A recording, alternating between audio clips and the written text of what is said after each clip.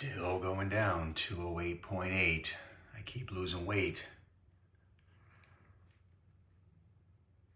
So I've lost 0.6 pounds overnight, 208.8.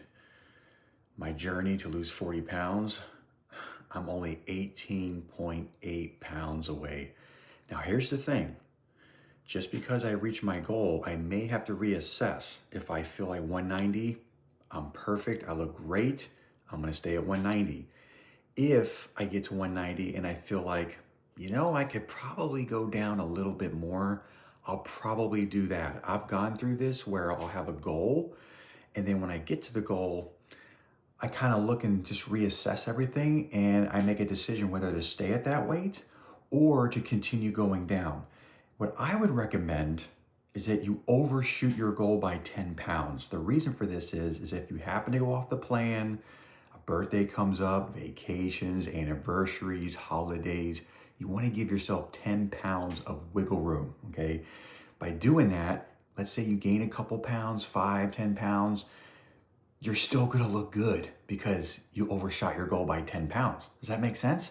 So I would recommend to overshoot your goal by 10 pounds. This way you can stay fit all year around, because there's gonna be those times where you're gonna go off the plan, and that's okay.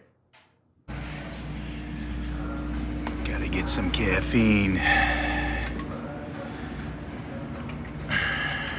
That'll do it for me. Got my caffeine, so I am ready to go. All right, so I just got back from the gym. Didn't want to film anything today. Tomorrow I'm really looking forward to, because tomorrow's an off day. That's a really good split, by the way, if you'd be interested in that. I do 3 days on, so Monday, Tuesday, Wednesday, 1 day off, so that'll be Thursday, and then 2 days back on, so Friday, Saturday, 1 day off, that would be Sunday. I found that that's a really good split for me, because I kind of need the recovery usually after 3 days. Now, obviously, if you're a little younger, you could probably go a little longer, all right? But almost 49 years old, I definitely need my recovery. So today I just want to address something that this is kind of a common thing that I used to see in my comments, more on Instagram than on YouTube. I was very active on Instagram, and there's a comment that I used to see quite a bit, and I'm just starting to see this same comment resurface on my YouTube channel. So I want to address it, okay? So one of the comments that I got is that restrictive diets never work long term, okay? Now, if you go back and look at all my videos, I never said that restrictive diets work long term.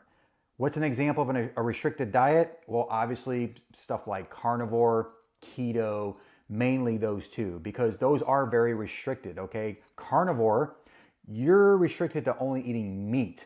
That is it. And I gotta tell you, I've been seeing all these carnivore Facebook pages, and it just blows my mind. People making keto pancakes and not keto pancakes, but carnivore pancakes, carnivore donuts, carnivore pizza, all this stuff. And I'm like, okay, I get it. It all comes from the animal. But at the end of the day, when I think of carnivore, I think of meat, okay? Anyway, let's get back to the topic.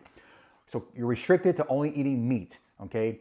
Keto, you can actually have meat, but you can also have vegetables and dairy, okay? So that's kind of the difference between carnivore and keto. You can have maybe a little bit of dairy on carnivore, like cheese and stuff, but you can it's about meat, okay? Stick to the meat, all right? So restricted diets are actually good for some people. Now let me explain, okay? Not everybody, but there's a specific group of people, and you may be one of them watching this video, that restricted diets are going to work for you very, very well, up to a certain point, okay? If you are someone who is overweight and you're like getting to the obese, or you're getting obese, you need to do one thing. And I don't care, you can look at all the experts, such as myself, and all these experts on YouTube, Instagram, you go anywhere, and they're going to tell you one thing that you need to take out of your diet if you're running the risk of high blood pressure, high cholesterol, diabetes, pre-diabetes, heart disease, sleep apnea, okay?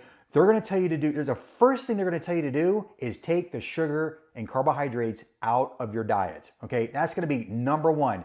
You can go search, I would encourage you to search right now. Different experts are gonna tell you the exact same thing, okay?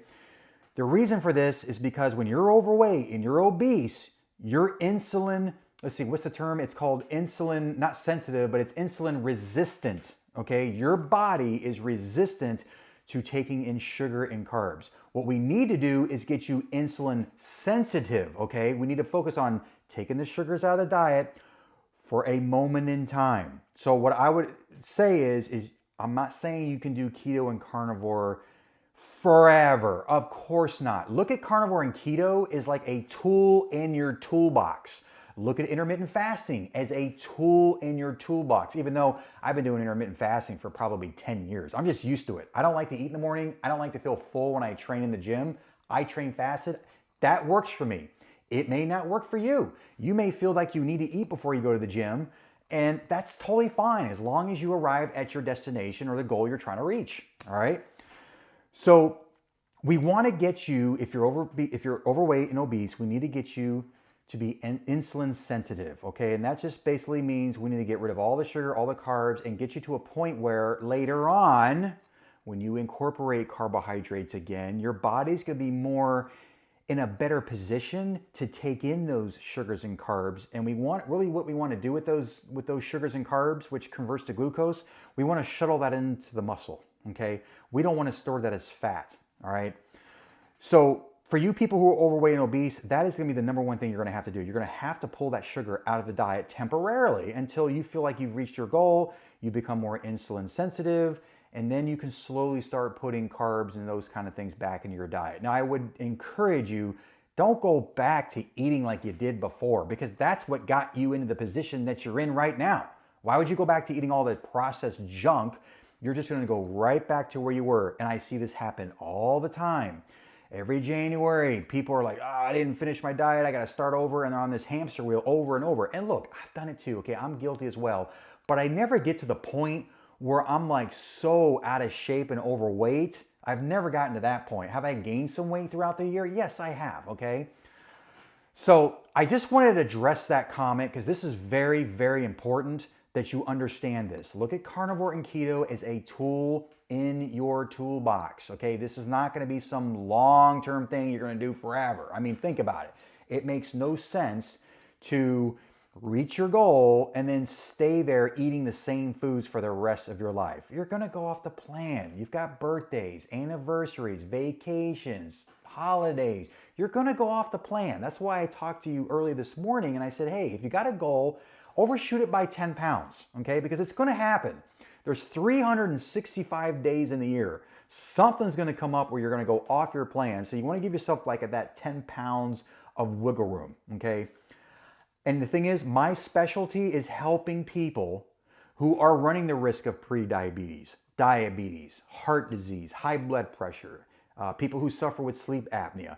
That's been the majority of the men that I've worked with. I used to work with women as well. I've done both, but the majority of the time I help men who are kind of in that age range of over 40, and they're seeing all these things come up, okay, with the certain diseases that are coming up that they're, you know, basically at risk of having poor health, okay? So what I do is, yes, it's great to lose the weight, but as you start losing the weight, you're gonna fix a lot of these things. You know, you can reverse pre-diabetes, okay? Diabetes, not so much, that's more of a hereditary thing. However, I have worked with people who are diabetics who were taking less insulin because they weren't eating all the sugars. This is why people who are diabetic have to take insulin, okay? They don't have insulin that comes out of the pancreas to lower blood sugar, so they have to inject insulin.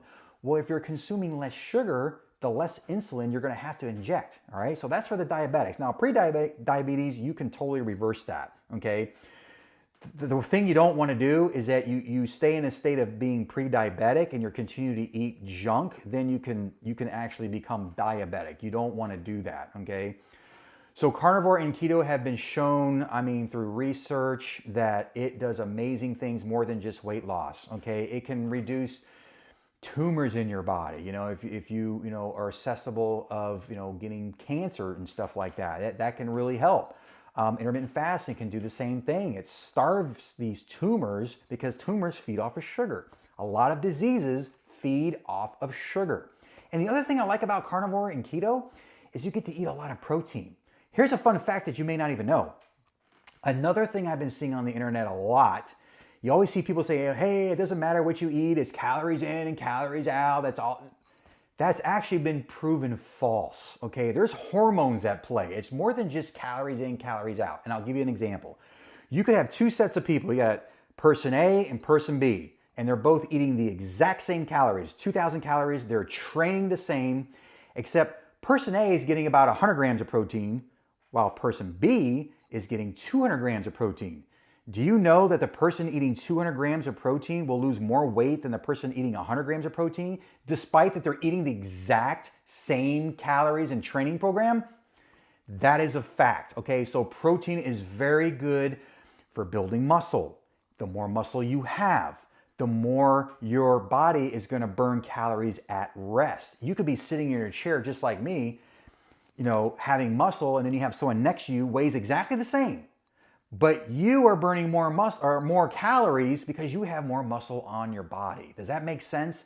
So don't neglect building muscle. That's the thing you have to be careful with. You know, when you do these different diets, you're in a calorie restriction, yeah, you're gonna lose some fat, but you could be losing some muscle mass too. We wanna preserve that muscle. So here's a simple tip. If you want to know like how much protein I should be getting, try to strive for 1 gram per 1 pound of body weight. So if you're 200 pounds, try to get 200 grams of protein. If you're 150 pounds, try to get 150 grams of protein.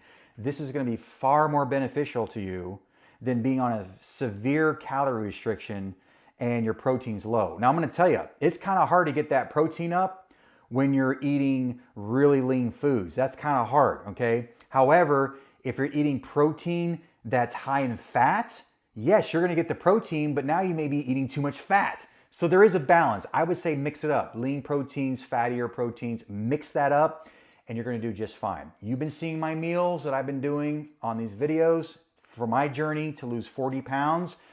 I'm already only got 18.8 pounds left to do. Okay, that's all I have left and I started in January. So I'm gonna be way ahead of my goal before spring break and summer, all right?